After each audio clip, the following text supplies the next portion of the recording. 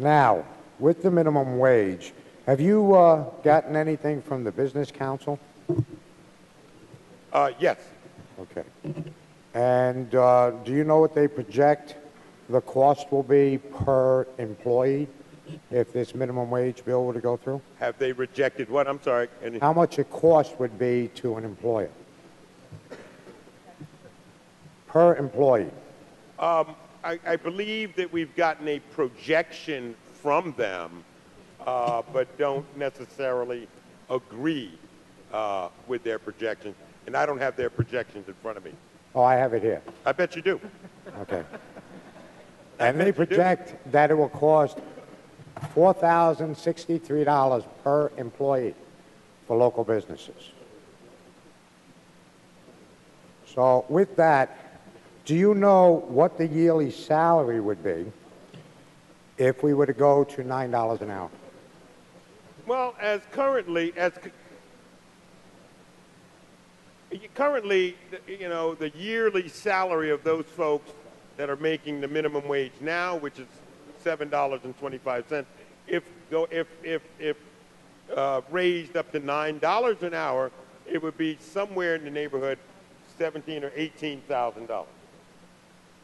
$18,700 to be specific. Okay, to be specific, $18,720.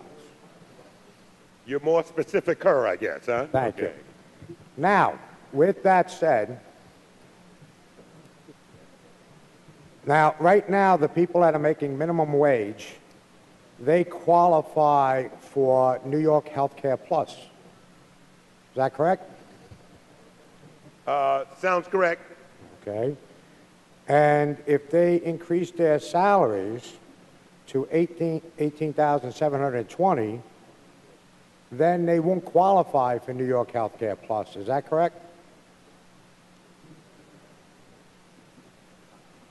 Are you talking about child health care plus? I want you to be a little bit more specific if you could. Well, you have Family Health Plus, and according to the website from the state, if I have a couple, say with no children, their yearly income cannot exceed $15,130. Well, let me just say, and I didn't hear the last bit, but this is why we're actually trying to raise the minimum wage, because it really, a person on a minimum wage who actually works 40 hours a week should not have to qualify for those kinds of programs that you're talking about. Yeah, but we do have these rates in the state law. And according to this, what will happen is you're going to give them a couple dollar raise. So if you give them a $2 raise, you're going to be taking back $5 per hour while they pay for their health care. So you're actually hurting the people that you're trying to protect. Wouldn't you agree with that? Well, let me just, if memory stays with me, I believe the whole country will fall under the Affordable Care Act that the nation, so it should not really be an issue. Okay. How about, and let's talk about, well, right now, and that's another problem that we have too, because I'm talking to my businesses, and a lot of businesses are cutting their employees down below 30 hours so that they don't have to pay into that. So now what we're doing is, with the minimum wage, so if they try to make up that 30 hours, they have 40 hours a week, and they don't qualify in either job for health care benefits, by doing the $9 an hour, they're going to have no health care. So we're actually hurting the people that you're trying to help. Would you agree with that? I don't believe what you're saying is accurate. Well, I would suggest you look at the website for the state to find out what the income levels were. There's also a HEAP program where they get benefits for electricity, for heat, natural gas, and they get help with that. And there's an income level with that also. So do you know if they'd still qualify if we gave them $9 an hour for HEAP? Depends on family size. And this is the whole reason why we're actually trying to raise the minimum wage, so that people will, in fact, be able to pay their bills. You know, these programs are all well and good, but I can guarantee you, to the family, to the person that is making minimum wage, they don't want to qualify for these programs. They want to make money and pay their bills. So that's why we're trying to put forth this effort, so people can actually pay their bills and make money and hopefully live with some dignity. Okay. Do you know how much a private, one person trying to get insurance pays for health insurance out there? But again, you know, we're talking about, for most, you're talking about health insurance? Health insurance. Health insurance, I don't know the price, but I'm going to tell you right now, the Affordable Care Act does help us out tremendously with that fact. And that most of our folks that are on minimum wage are, from 18 to 24, somewhere in there, if I'm not mistaken. 80% or 80% of our minimum wage workers are over 20. So, so the Affordable Care Act does help us out in that respect. 80%, did you say? Say it again? Did you say 80%? Over 24? Over 80% of the folks affected by minimum wage are over the age of 20 years old. And our Affordable Health Care Act will cover them until the age of 26, if I'm not mistaken. Not to be disrespectful, but I really dispute those numbers. Okay. We have very different numbers. Okay. I wasn't disrespectful when I disagreed with you either, so... I'm not trying to be disrespectful. I understand. Okay, and then we have other programs like, you know, food assistance, and there are a whole host of other programs that these people will not qualify for.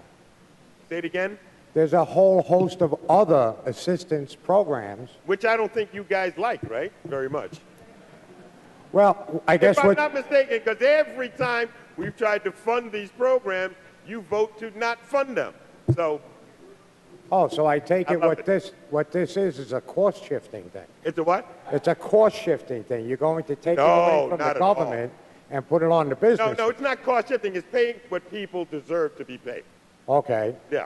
But meanwhile, we're going to pay them what you feel they deserve to be paid, and then we're going to give with one hand, okay, and then we're going to take away with the other more than we give them. Mr. Graf, if I may, when I was chair of the Labor Committee, and Assemblyman Carl Hasty is now the chair now, and I conducted at least 5 to 7 public hearings on this very issue. On this very issue. Went throughout the state of New York, from Long Island to Rochester to Buffalo. And I can tell you, 80%, and polls have been conducted, 80% of New Yorkers want us to raise the minimum wage. Number one. Number two, businesses spoke in favor, because this is not something that we're doing willy-nilly or just for political points. This is something that's needed. The public is clamoring for this. And businesses spoke almost unanimously for us to raise the minimum wage. So I realize what the Business Council says, but they did not seem to come to my public hearings, and I didn't hear from them. So I would take issue with what they're saying, and take issue with what 80% of New Yorkers are clamoring for. Well, when you decided to put this bill in, did you take a comprehensive look at all of the other benefits that the people that are making lower than $9 an hour, what they would qualify for? Have you taken a look at all of the benefits that they would qualify for? One of the reasons that we had all of these public hearings was so that we would take as comprehensive a look as possible at the wide-ranging issues that affect this bill and will affect what we are doing. So to answer your question, answer to your question is yes, absolutely yes, we did. Terrific. Can you tell me right now, the people that are making minimum wage at this time, what state programs, assistance programs, do they qualify for? Can you give me a list now? It depends. I mean, I can't, but I will tell you this. It would depend on family size.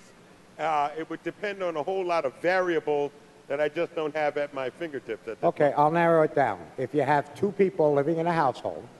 Well, we're talking about HEAP, SNAP, Medicaid. I mean, it runs the gamut. Okay. And the income, can you give me a general idea of the number of programs that are available for a family of two people in a household, one person making minimum wage, okay? How many programs do you think there are that are available to that person? Don't know.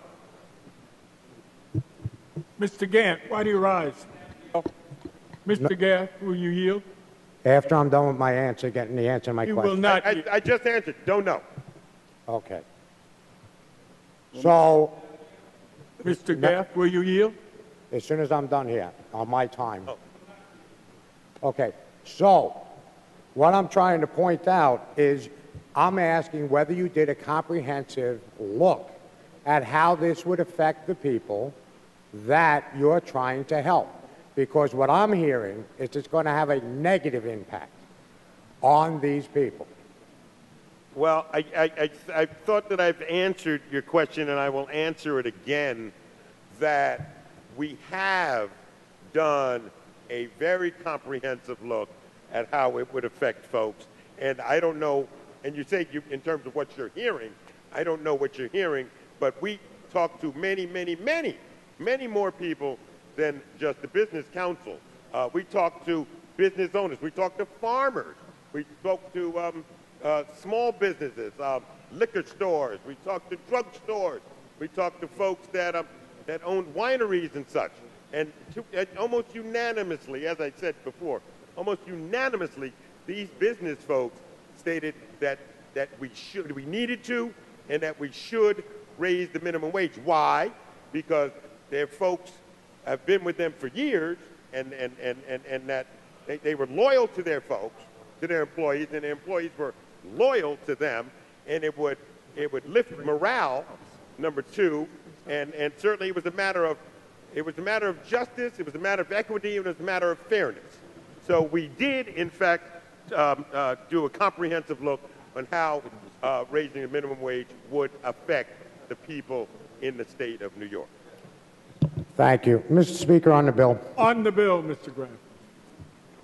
I've gone through this bill thoroughly, and I've talked to businesses in my area. As a matter of fact, the farmers were in my office this morning, and they're telling me that this has the ability to put them out of business. I've heard store owners walk up to me and said, for $9 an hour, I'll stock my own shelves. I've heard business after business that hire college students, high school students, and they said that they would be cutting back.